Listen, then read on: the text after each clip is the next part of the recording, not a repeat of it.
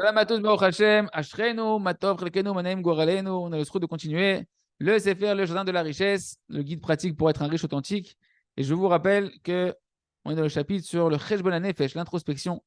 Comment s'introspecter dans cette chouva quotidienne, dans son heure des doutes quotidiennement pour savoir d'où peuvent provenir les manques d'abondance dans la parnassa et comment les résoudre. Donc, Zeirut Badrachim, attention dans les chemins, nous dit le Rav. C'est marqué dans Sefer Amidot, donc dans le livre des qualités de Rabbi Nachman, dans la deuxième partie, sur le chapitre de l'argent, dans la lettre numéro 22, chiffre numéro 22, c'est marqué là-bas. Adrachim ivin ta'adam leshnara, va'avodazara veglu yerayot, ou shfichut damim. Donc les chemins vont amener l'homme à la médisance, vont amener l'homme à l'idolâtrie, et vont amener l'homme à Gilou Yarayot, c'est la débauche. Et également à Chaz Shalom, à faire verser du sang, à faire couler du sang. Il nous dit Rabbi Nachman, dans Sefer Hamidot, que ces fautes-là, d'accord, font perdre la parnassa d'un homme. On va les détailler une à une. Le Lachnara, non Chaz Shalom, la médisance, le colportage. Un homme qui ne fait pas attention à l'interdit de médire, de rapporter du mal qu'il a vu sur certaines personnes, et on parle de la vérité. Bien évidemment, le Lachnara, ce n'est pas du mensonge. Ça, c'est bien pire que du Lachnara. Le Lachnara, c'est juste que tu as vu du mal, entendu du mal, et tu le transmets, tu le véhicules par ta langue ou par tes messages sur tes réseaux sociaux. Que ce soit maintenant de parler de la médisance, que ce soit de lire de la médisance. La fois, il y en a un qui vient avec un téléphone, là, récemment, là. T'as vu, ce rabbin, il a marqué ça sur lui. J'ai besoin de voir ça, j'ai besoin d'entendre ça. Sur un réseau, ouais, t'as vu, machin. Ah, que tu lis, que tu entends, que tu vois, que tu parles, rien que tu es connecté à ça, rien que d'entendre et d'accepter avec ton cœur que c'est peut-être vrai ce qui est dit ici, tu rentres dans la foule de la Shonara et ça attire sur l'homme une punition de pauvreté. Ça amène la pauvreté, comme c'est marqué. Elle était Dvarim Betelim, donc c'est marqué dans l'écoute Moharan, Dalet, Torah Dalet, par les paroles futiles et par la médisance, vient sur l'homme la pauvreté, nous dit Rabbi Nachman. Comme c'est marqué, qui met tout kol anashim dans Shemot Dalet, c'est marqué, car sont morts tous les hommes. Ils ont dit dans Masechet Nedarim, dans le traité de la Gemara Nedarim, page 64, c'est quoi ils sont morts tous les hommes? La mort dont on parle ici, c'est une mort qui est en réalité un synonyme de la pauvreté. On parle de Datan et Aviram, qui eux sont morts à cause de la faute du Lachnara qui faisait de la médisance dans l'âme Israël, et ils ont été punis en réalité de quoi? De la pauvreté. Et on sait qu'un pauvre, il est considéré comme un mort, et c'est comme si qu'ils étaient morts, qu'ils avaient disparu du monde. Donc on voit en fait de ce verset-là et de la Gemara qu'en réalité, Datan et Aviram faisaient du Lachnara, ils sont considérés comme des morts parce qu'ils sont pauvres, donc ça amène sur l'homme la pauvreté.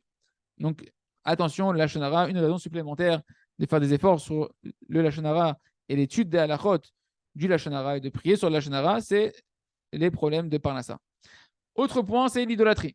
Alors vous allez me dire, ouais, l'idolâtrie, ça ne nous concerne pas aujourd'hui. On est loin, on n'est pas bouddhiste ni quoi que ce soit. Quel rapport l'idolâtrie avec nous? En réalité, nous explique Rabbi Nachman, au nom du Baal Shem Tov, que même un défaut dans la Emouna, c'est déjà appelé une entache d'idolâtrie. Une personne qui manque dans sa Emouna, c'est sa croyance en Dieu, quelque part, il est un peu dans une autre avoda, puisqu'il est là-bas, il ne sert pas Hachem. Tu ne vois pas Hachem ici, donc tu vois autre chose qu'Hachem. Avoda Zara, c'est un service étranger, un culte étranger. Tu sers autre chose qu'Hachem. Si tu ne vois pas Hachem à un certain niveau, que ce soit dans ta parnassa, dans ta femme, dans tes enfants, dans ta santé, dans ton Yetzirara, dans tout ce que tu veux, si tu ne vois pas Hachem là-bas, donc tu es en train de servir autre chose qu'Hachem là-bas. Ça s'appelle une dimension de Avoda Zara. Et ça amène sur l'homme de la pauvreté.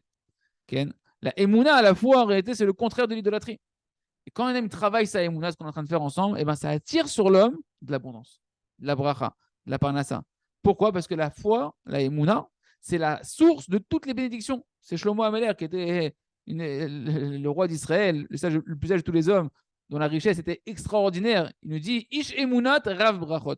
Un homme rempli de croyances, Emunot, de Emouna, il a une Emouna très grande en Kadosh Baruch Hu, alors il est rempli d'une multitude de bénédictions. Donc la Emouna nous apprend Shlomo Améler d'être un homme de Emouna, de travailler la Emouna, c'est devenir un aimant à la bracha, un aimant à toutes les brachot, et en particulier à la parnassa. Donc automatiquement, si tu fais des faux dans ta foi, tant que tu ne fais pas de chouva dessus, et à ça sert l'étude qu'on fait tous les jours et la hitzbo des doutes, de remettre les lunettes de la Emouna, tant que tu ne fais pas de chouva, tu endommages ta foi ici et là, et ça casse l'abondance de l'homme. Mais dès que tu répares ta foi et que tu grandis ta foi, tu recrées ce réceptacle qui amène l'abondance. Autre point qu'on a vu dans ces Amidot, c'est la débauche. Tout ce qui va être lié aux mauvaises mœurs, c'est-à-dire pour les hommes, les regards interdits, les pensées interdites et les actions qui entre les hommes et les femmes, et chas v'shalom, autre chose qui sont interdites. Et pour les femmes, la tsniout, la pudeur vestimentaire et comportementale. Celui qui trébuche, que Dieu nous en préserve, donc dans ces fautes-là, eh ben, il est en train de dilapider sa parnassa. Et bien sûr, vous allez me dire, oui, pourtant je connais des gens qui n'ont rien à faire, ils ont une parnassa de fou. On parle de la parnassa d'Ikdusha, on parle de la parnassa avec la bénédiction qu'il y a dedans. Il nous dit, Rabbi Nachman, que l'essentiel de la faute de l'adultère, de la débauche, est dans les yeux.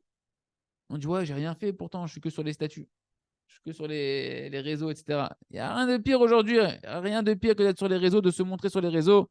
Chaque femme qui se montre, Hashem a fait fauter des milliers, des dizaines de milliers d'hommes. Et chaque homme qui a les yeux ouverts, il est sans cesse en train de voir et de voir et de voir. Et c'est ça l'essentiel de la débauche qui amène la pauvreté sur l'homme.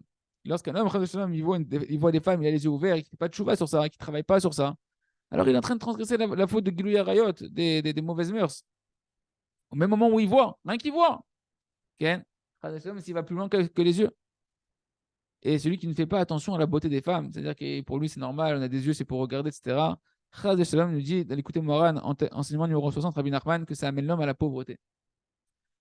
Autre point, c'est d'analyse, c'est la shfichut damim, verser du sang. On va dire pareil, on est loin, pour la plupart d'entre nous, d'être des meurtriers, des assassins, etc. Mais il faut comprendre que la Torah, il faut avoir de la bina. Bina, c'est la vine d'avar, d'avoir, déduire une chose à partir d'une autre chose. En réalité, il y a plein de choses qui sont apparentées à faire couler du sang. Et une des choses fondamentales, ça va être lorsqu'un homme, eh ben, il va mépriser les gens. Quand on méprise les gens, quand on fait honte aux gens, que ce soit à sa femme, que ce soit à ses enfants, que ce soit à son entourage, peu importe la personne, quand tu fais honte à une personne, eh ben, c'est considéré dans la Torah et dans le ciel comme si tu l'avais assassiné. Et c'est même pire, parce qu'à chaque fois qu'elle pense à toi, c'est comme si tu l'avais mis un coup de couteau. À chaque fois que la personne va penser que.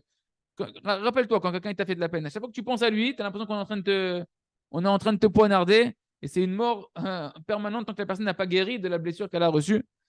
Parce qu'un homme qui est méprisé, eh ben, en lui, son sang il a été versé à cause de la honte. C'est pour ça qu'il rougit, la Gemara elle dit, et après il blanchit, comme si que son sang il coule, et après il se vide de son sang. Frère Shalom, il rassonne qu'on travaille tous sur ces points-là, qu'on ait une heure d'Idbod des doutes, et que même si on trébuche à droite et à gauche par la force de l'introspection, et bien toujours on fait tchouva, on transforme ça en mérite, et qu'on puisse attirer sur nous de la bracha. Chazak Venit Chazek.